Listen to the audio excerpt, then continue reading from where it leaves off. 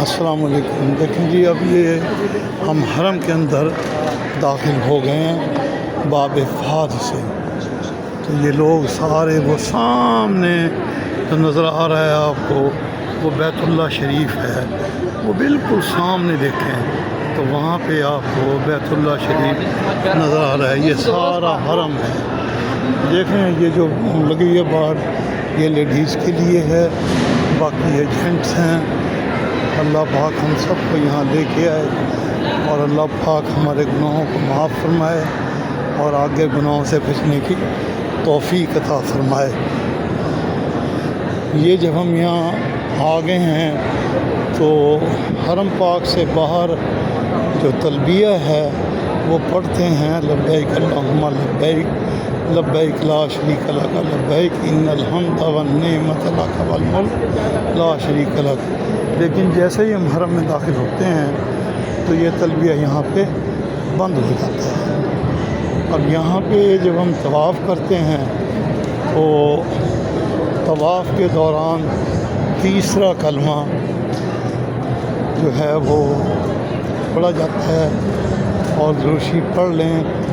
یہ جو دعائیں ہیں حرم پاک میں اپنا بیت اللہ شریف کا چکر لگانے کی، یہ کوئی پیارے نبی صلی اللہ علیہ وسلم سے ثابت نہیں ہے کہ آپ نے کون سی دعائیں پڑھی، لیکن ایک کونا ہے رکن یمانی، رکن کہتے ہیں کونے کو، یمانی جو ہے اس کا رخ جو ہے یمن کی طرف ہے، اس سے جو اگلا کونا ہے وہ ہے حجر اسود۔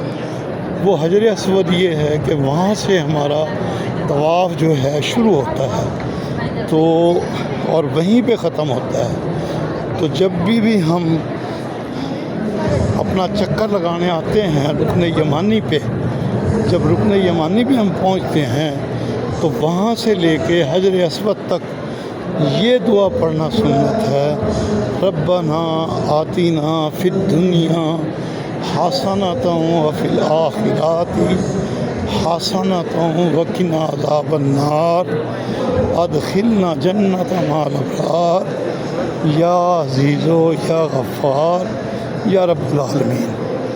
اس کے بعد جب حجر اسود پہ پہنچتے ہیں تو ہم نے سجے ہاتھ کو بلند کر کے اور اس کی ہتھیلی کا رخ حجر اسود کی طرف، ہمارا منہ بھی حجر اسود کی طرف، اس کو کہتے ہیں استلام، اور کہا جاتا ہے بسم اللہ اللہ اکبر، بسم اللہ اللہ اکبر، بسم اللہ اللہ اکبر وللہ الحمد، اور پھر ہاتھ کا ہی بوسہ لے لیا جاتا ہے ایسے کر کے۔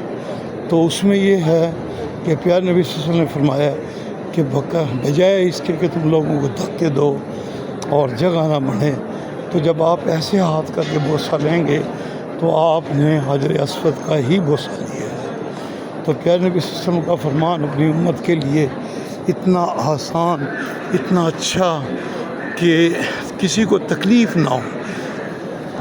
تو ہم نے خود بھی تکلیف سے بچنا ہے اور ہماری وجہ سے کسی کو تکلیف نہ ہو، ان کو بھی ہم نے بچانا ہے۔ تو یہ ہے طریقہ۔ اب یہ جو نظام ہے تو یہ ہم جا رہے ہیں بیت اللہ کی طرف، اور جب بیت اللہ پہ ہم پہنچ جائیں گے تو چونکہ میں نے طواف کرنا ہے، جب طواف کروں گا میں تو پھر یہ ویڈیو کا سلسلہ میں ختم کر کے اور طواف ہی کروں گا، کیوں کہ اللہ کے معاملے میں پھر دوسرا معاملہ اچھا نہیں۔ اب تک چونکہ میرا طواف شروع نہیں ہوا ہے، اس لیے میں یہ طواف تک کی ویڈیو اپنے بھائیوں کے لیے، جو میرے بھائی آنے والے ہیں ان کے لیے بنا کے بھیج رہا ہوں، تاکہ ان کو سہولت ہو، آسانی ہو، معلومات ہو۔ اور پھر 7 چکر لگانے کے بعد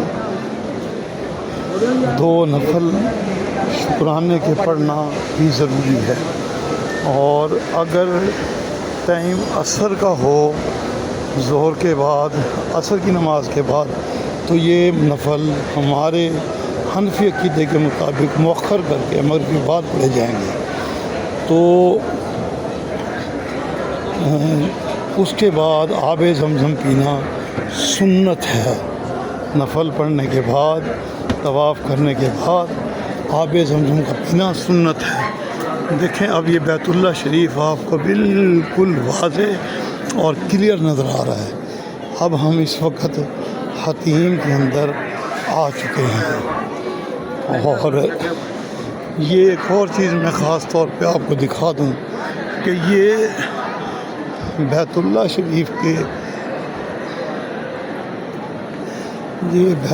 شریف کے ارلی طرف یہ آپ کو سنہری رنگ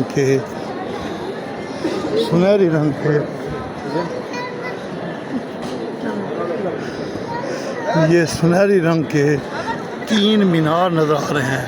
یہ بھی حدود حرم ہے، طواف ان سے باہر کیا جاتا ہے، یہ طواف ان سے باہر کیا جاتا ہے۔ یہ پرنالہ بھی نظر آ رہا ہوگا بیت اللہ شریف کا۔ اب ہم بیت اللہ شریف میں آ چکے ہیں، اور حرم اللہ پاک کا گھر ہماری آنکھوں کے سامنے ہے۔ اور یہ دیکھیں کہ ہم یہ اب چکر جو ہے جہاں سے ہمارا شروع ہوگا وہاں پہ میں ویڈیو بند کر دوں گا، باقی میں نے آپ کو دکھا دیا۔ دیکھیں، اور اس کے پرلے پاسے ہوئے ایک اور چھوٹا آپ کو سنہری رنگ کا نظر آ رہا ہے، وہ ہے مقام ابراہیم۔ اس کے اندر وہ پتھر رکھا ہوا ہے جو اللہ کے رسول حضرت ابراہیم علیہ السلام جب کام کر رہے تھے اس کا